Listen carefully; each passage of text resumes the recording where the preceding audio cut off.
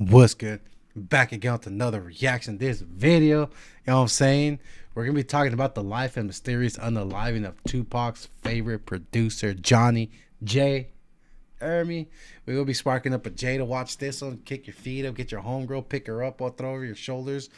Throw her on the couch, like, you know what I'm saying? Like a wrestling move from WWE.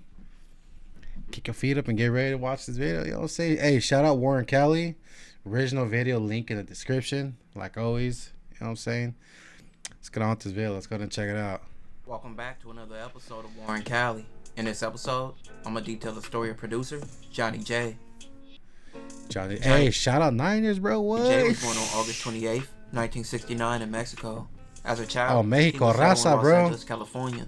LA? He would move to the west side of South Central in an area Right. called the Hundreds. Growing up, he would live on the street called 103rd and Budlow. Right.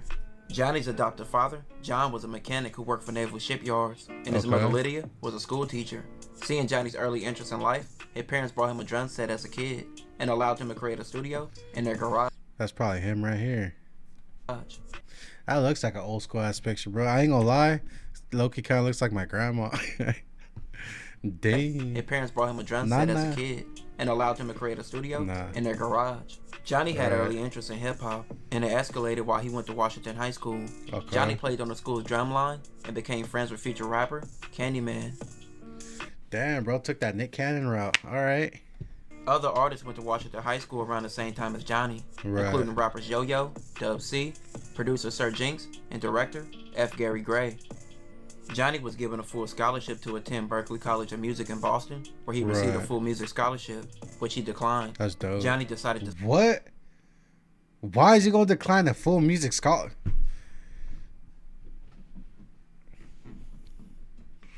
Y'all be having to way out the hood, bro. Y'all be trying to stay so bad. Stay home and work on his craft. After graduating high school in 1987. That makes sense. Never mind. That makes sense. Staying home to work on his craft. Johnny got his big break, producing Knocking the Boots for Candyman and his entire album called Ain't No Shame in My Game. The song went platinum and reached number 9 on the Billboard Hot 100 in the summer of 1990. Oh, so he got a placement. Pushing Candyman's debut album, Ain't No Shame in My Game, into gold status. Right. Johnny toured the world with Candyman until 1992. Producing a successful album let the world know that Johnny J was an up-and-coming producer with a lot of skills.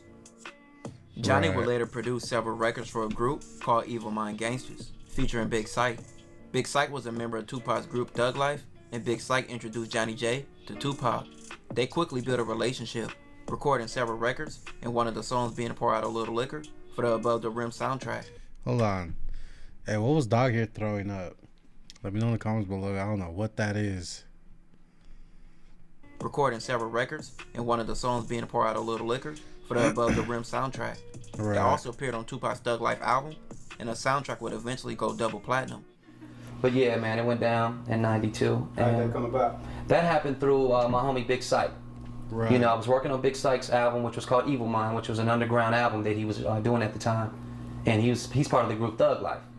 And he told me, he came to me and said, Jay, man, Pac want to meet you. Tupac want to hook up. I'm like, Tupac, are you serious? And you know, he was doing his Poetic Justice movie at the time. I think he was just completing it or whatever. And Psych was like, homie, heard the beats you did on my stuff. He want to get with you. That album won soundtrack. Yeah, it'd be like that with networking. You know what I'm saying? I say y'all gotta net. Sometimes networking is good, and a lot of people don't want to swallow their pride, but and not want to network, which is cool too. But you know what I'm saying? Networking also helps. Year you know after 95 Source Awards. Johnny also produced the song Death Around the Corner, which ended up on Tupac's third solo album entitled I ain't gonna lie.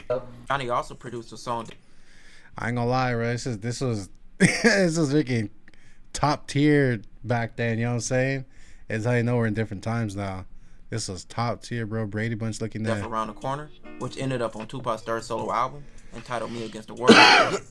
But Tupac later had several legal issues, putting a halt to his rap career, and Johnny J producing any more of his beats. Right. But this made Johnny even more known to the world, having one of the biggest rappers at the time rapping on one of his beats, and the song to appear on a movie boosted him to another level. With his growing fame, Johnny J decided to drop his own album in 1994 to capitalize off his growing presence in the industry. That's cool. He would release his first and only album called I Gotta Be Me, which was released on Epic Records, with Johnny, to the surprise of many, rapped and produced his own beats, but the album wasn't a commercial success, and this led to Johnny just choosing to stick to producing. That's what I was about to say, bro. Some people some people are rappers, some can't stick to your craft, you know what I'm saying? So after Tupac's release from jail in late 1995, Johnny and Tupac began collaborating for Tupac's Death Row Records debut called All Eyez on Me. The double album was released in 1996, and Johnny J produced the chart-topping records All About You, How Do You Want It, and Life Goes On. Also Thug Passion, Shorty Wanna Be a Thug, Wonder Why They Call You Bitch, Run the Streets, All Eyez on Me, What's Your Phone Number, Checkout Time, and Picture Me Rolling. Damn, bro, freaking promoting his whole album or what? Many people believe that Dr. Dre produced Tupac All Eyez on Me, which was completely false. Most of the album was produced by Johnny J and several other producers like DJ Pooh, DJ Quick, Das, and a few others. Not to mention, Tupac would set the world on fire again in 1996 with the song Hit 'Em Up, which was solely produced by Johnny J. The song would go on to be one of the most talked about and disrespectful rap songs ever. And still to this day, 20 plus years later, it's considered one of the greatest diss records. With Tupac song's hard, I ain't gonna lie. Going at numerous artists, from people like Diddy, Biggie, Mobb Deep, and others. But unfortunately in 1996... Hey, speaking of which, it came out, I don't know if it's true, but they're indicting, or they're trying to get Diddy on the like RICO or so, or murder, or M for hire for this case right here. I don't know, you know, I'm gonna drop a short on it soon, but it's crazy. Tupac will lose his life being shot and killed in Vegas. Tupac's death hit Johnny extremely hard, with them having a close relationship. Right. After Tupac's death, Johnny continued to produce for several artists like Big Sight, Jewel, Craig Mack, Nate Dogg, MC Hammer, Bizzy Bone, and the list goes on. Right. Prior to Tupac's death, Johnny was said to have produced over 150 tracks for Tupac. A lot of them went unreleased.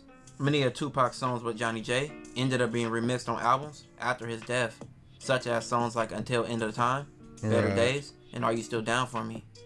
Even with all the success of Tupac albums, like All Eyez on Me, with Johnny helped produce 11 songs on All Eyez on Me, he was never paid the 100,000 advanced R per song royalties, or 3%, he was supposed to receive.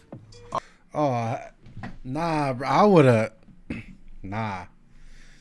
Damn, dog got done that bad. This is why you can't trust this is why you really can't trust people in the industry. You know what I'm saying?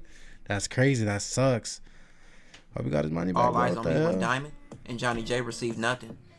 Damn. In the 2000s, Johnny continued to produce several records for several artists, and even started doing business with people like Jerry Heller, who is most known as being a manager at NWA and partner at Eazy-E.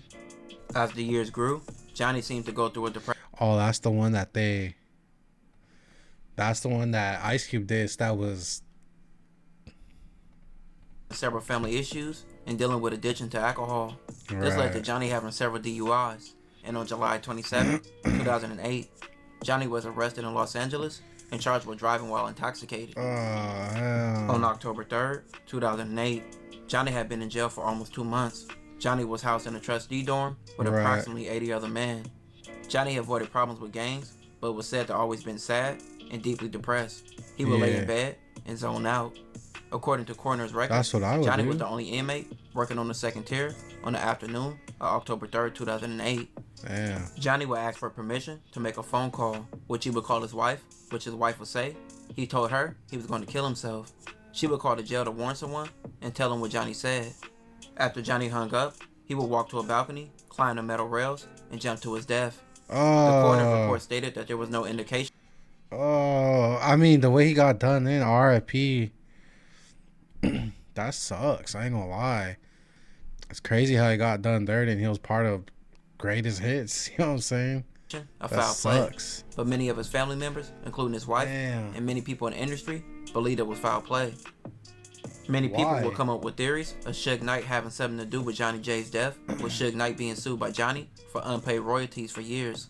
But these are... It's probably what it was. I ain't gonna lie, bro. Was sneaky. He's a snake like that. You know what I'm saying? Allegedly in GTA.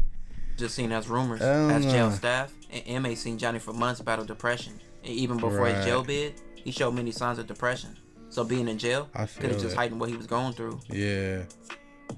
Johnny was only 39 when he died, but what he did in the Oh, industry bro's young. left a lasting impact.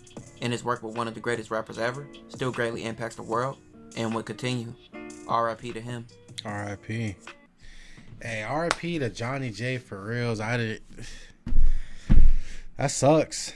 And if it was foul play, that sucks too. That's why, you know what I'm saying, Sugar's behind bar, bro. It's just karma at the end of the day. We go call it for what it is. But obviously, it's just all alleged, so we don't know. Right? We don't know. But RP to Johnny J. Feels that good of a producer, you know what I'm saying? But when depression hits, that does suck. And it's something hard to get out of, especially if you don't got people to help you get out of that, you know what I'm saying? That is, if y'all watched to the end, I appreciate y'all, gang. Go ahead and comment Johnny J in the comments below. You know what I'm saying? Again, the original video link in the description. Like always, shout out Warren Kelly. With that, I'm going to go ahead and let y'all go. I appreciate y'all for tapping in. We out.